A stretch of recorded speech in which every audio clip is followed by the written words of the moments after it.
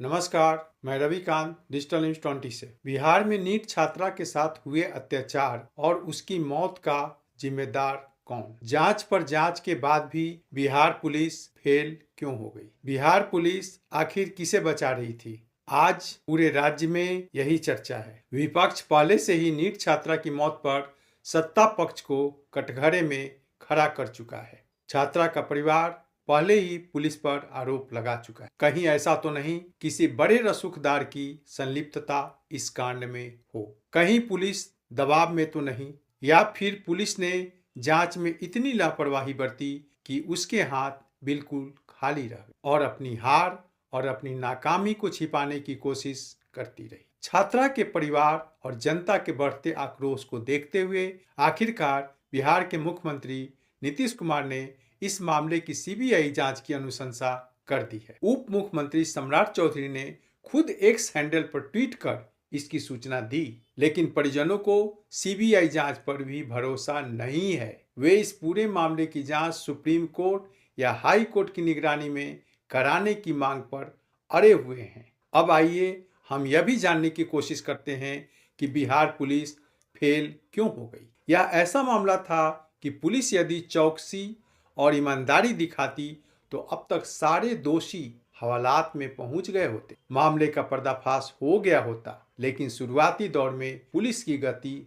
सुस्त रही, वह कछुआ गति से चलती रही। इस बीच दोषी रसूखदारों ने मौके का पूरा फायदा उठाया और केस को कमजोर करने के लिए कोई कसर नहीं छोड़ी, जैसा कि परिजन खुलेआम आरोप लगा रहे। पुलिस की रफ्तार थोड़ी तब बढ़ी जब लोग सड़कों पर उतरे, छात्राएं इंसाफ मांगने सड़कों पर उतरी, हो हल्ला शुरू हुआ। सोशल मीडिया पर आलोचना की बाढ़ आ गई, लेकिन तब तक देर हो चुकी। जैसा कि परिजन विश्वास के साथ आरोप लगा रहे हैं, कई सबूत मिटा दिए गए हैं। यह दर्दनाक कहानी है जो बिहार की राजधानी पटना स्थित शंभू गर्ल्स हॉस्टल की, जहां जहानाबाद जिले की एक छात्रा रहकर नीट की तैयारी कर रही थी, सपने बुन रही थी। उसके माता पिता अपनी बच्ची की आंखों में सपने देख रहे थे, अपनी पुत्री को डॉक्टर बनते हुए देखने की।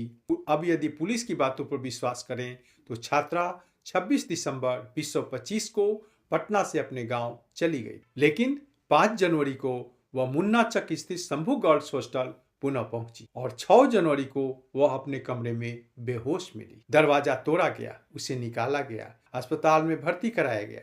लेकिन हैरत की बात है कि इसकी सूचना पुलिस को नहीं दी गई। पुलिस की उपस्थिति में यह सब नहीं हुआ और यही वजह है कि परिजनों ने कई अहम सवाल उठाए हैं। यह अलग बात है कि पुलिस ने यकीन नहीं किया। छात्रा का इलाज 3 अस्पतालों में हुआ। जब छात्रा को निजी अस्पताल में भर्ती कराया गया तो एक चिकित्सा कर्मी ने साफ कहा पीड़िता के कपड़े पर खून लगा हुआ। जब परिजनों ने कपड़े की मांग की तो एक डॉक्टर ने थानेदार और हॉस्टल संचालक की मौजूदगी में कहा कि कपड़ा फेंक दिया गया। सोचिए, जो कपड़ा जांच का अहम सुराग हो सकता था उसे फेंक दिया। चित्रगुप्त नगर थाने की थानेदार रोशनी कुमारी की भूमिका काफी संदिग्ध रही। हालांकि उन पर कार्रवाई की गई है, लेकिन कार्रवाई देर से की। 7 जनवरी को जब बच्ची को होश आया तो वह मां को सामने देखकर रोने लगी, बिलखने लगी। वह कुछ कहना चाहती, उसके होठ बुदबुदाए,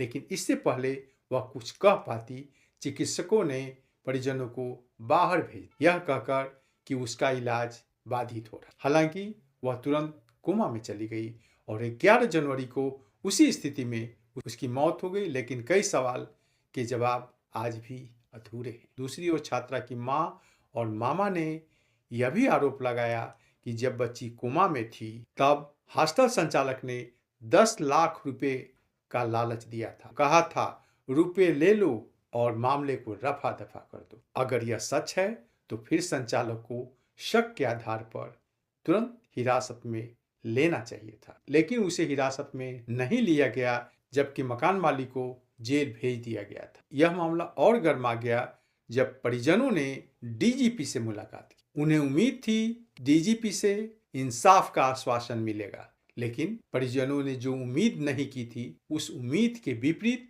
वहां से जवाब मिला। परिजनों का आरोप है निष्पक्ष जांच का भरोसा देने के बजाय उन्हें समझौते और आत्महत्या की थ्योरी मानने की सलाह दी गई। छात्रा की मां के अनुसार उन्हें कहा गया अगर वे नहीं माने परिवार के ही किसी सदस्य को दोषी साबित किया जाएगा। यह भी कहा गया अगर वे नहीं माने तो केस सीबीआई को सौंप दिया जाएगा और उन्हें लंबे समय तक न्याय के लिए भटकना पड़ेगा। यह भी जरूरी नहीं है कि न्याय मिलेगा। यह मामला कितना गंभीर है इसका अंदाजा इस बात से भी लगाया जा सकता कि पटना हाई कोर्ट में जनहित याचिका दायर की जा चुकी। याचिकाकर्ता सुषमा कुमारी ने अधिवक्ता अलका वर्मा के माध्यम से याचिका दाखिल कर जांच को हाई कोर्ट की निगरानी में कराने की मांग की है। इधर पीड़ित पक्ष के वकील एसके पांडे ने कहा कि बच्ची के माता पिता ने हमें बताया कि डीजीपी साहब दबाव बना रहे थे, कह रहे थे आप मान लीजिए जबरदस्ती और हत्या नहीं, यह महज आत्महत्या है। आगे उन्होंने कहा कि पीड़ित पक्ष के माता पिता ने बताया हमें कि डीजीपी साहब दबाव बना रहे थे, कह रहे थे कि आप मान लीजिए कि यह बलात्कार और हत्या नहीं, यह महज एक आत्महत्या है। यह बात अपने आप में काफी दुखद है और एसआईटी और जांच एजेंसियों की विश्वसनीयता और निष्पक्षता पर काफी गंभीर सवाल खड़े करता है।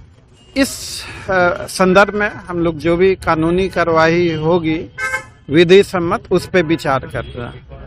उनकी बात से स्पष्ट है कि किस तरह पीड़िता के माता पिता पर समझौते के लिए दबाव बनाया जा रहा है। अब बात करते हैं उस रिपोर्ट की जिसने पूरे मामले की दिशा बदल दी। पोस्टमार्टम रिपोर्ट ने साफ कर दिया यह कोई अचानक बिगड़ी तबीयत या आत्महत्या का मामला नहीं था। यह लंबे समय तक चली दरिंदगी और यौन हिंसा का नतीजा था। एफएसएल जांच में पता चला छात्रा के कपड़े पर स्पर्म मिला है। 25 जनवरी को पुलिस ने खुद कहा फॉरेंसिक रिपोर्ट में सीमेन के अंश पाए गए हैं जो यौन उत्पीड़न का संकेत दे। पोस्टमार्टम रिपोर्ट में गर्दन और कंधे पर नाखून के गहरे निशान हैं। कई ऐसी बातें रिपोर्ट में दर्ज है जिनका उल्लेख नहीं किया जा सकता, लेकिन इतना साफ है उसने अंतिम समय तक संघर्ष किया। उसका विसरा सुरक्षित रखा गया है और एम्स में भेज दिया गया। विपक्ष इस मामले में लगातार सरकार पर हमले कर रहा है। तेजस्वी यादव ने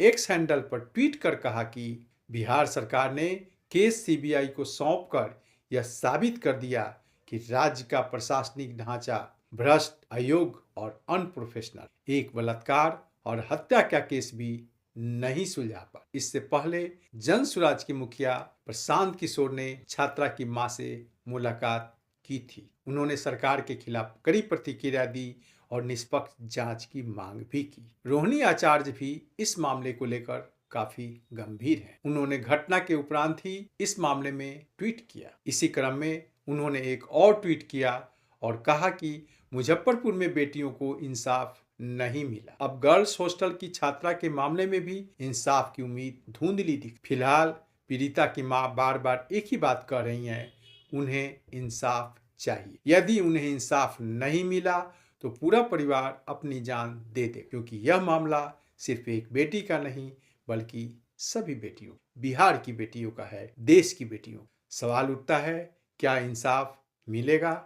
आखिर कब तक बेटियां यूं ही सताई जाती रहेंगी? दुराचार करने वाले ये क्यों भूल जाते हैं उनके घर में भी बेटियां, बहनें हैं? ऐसे दुराचारियों के लिए तो इतना सख्त नियम सरकार को बनाना चाहिए कि गलत करने की सोच रखने वाले की रूह कांप जाए। एक ज्वलंत प्रश्न उठता है, क्या सीबीआई इंसाफ दिला पाएगा? क्योंकि कई ऐसे मामले देखने को मिले हैं जिसमें सीबीआई सालों भटकती रही और हाथ कुछ नहीं आया। फिर भी एक दुखियारी मां, एक दुखियारा परिवार न्याय की आस में। पीड़िता की आत्मा चीख रही है, उसे इंसाफ चाहिए, वह इंसाफ मांग रही है। उसकी आत्मा भटक रही है और तब तक भटकती रहेगी जब तक उसे इंसाफ नहीं मिल जाए। उसे हर हाल में न्याय चाहिए। बिहार की जनता भी न्याय चाहती है। नमस्कार, रविकांत।